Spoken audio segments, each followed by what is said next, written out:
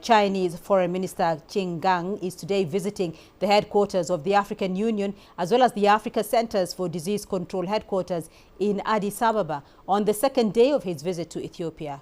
Qin was scheduled to witness the signing of 2 cooperation agreements at the African Union headquarters and view a project model at the Africa CDC headquarters. The foreign minister is also today having discussions with the African Union Commission chairperson Musa Faki Mahamat on various issues.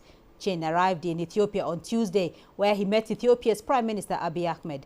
The two held discussions, with Abiy expressing confidence in President Xi Jinping's leadership and the cooperation between China and Ethiopia. The foreign minister is due to leave for Gabon later today as part of his 5-nation Africa tour. Earlier, we spoke to Professor Macharia Munene, an associate fellow of diplomacy, geopolitics and foreign relations at the Horn Institute, about China-Africa ties. He began by explaining the political cooperation between China and Ethiopia. The Minister of Foreign Affairs for China has a tradition of making January the first month of every year.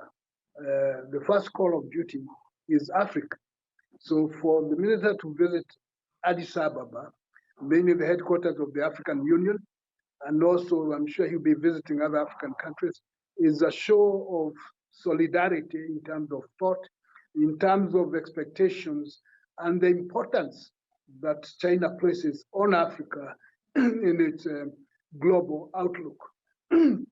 So instead of making Africa the last place to stop, they make it the first place to stop.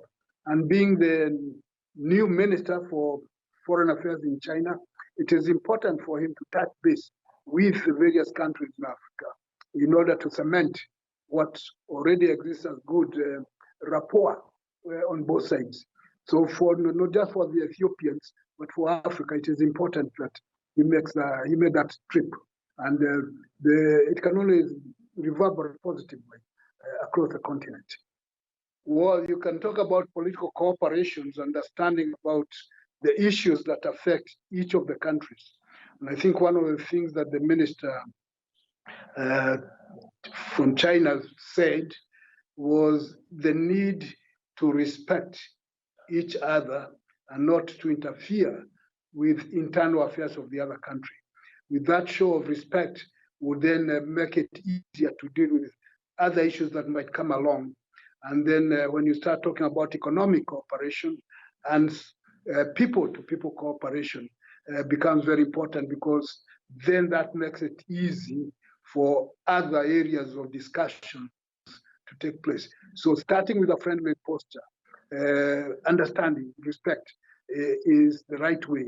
And I think the two ministers have struck it right, that the way forward is positive rather than slow.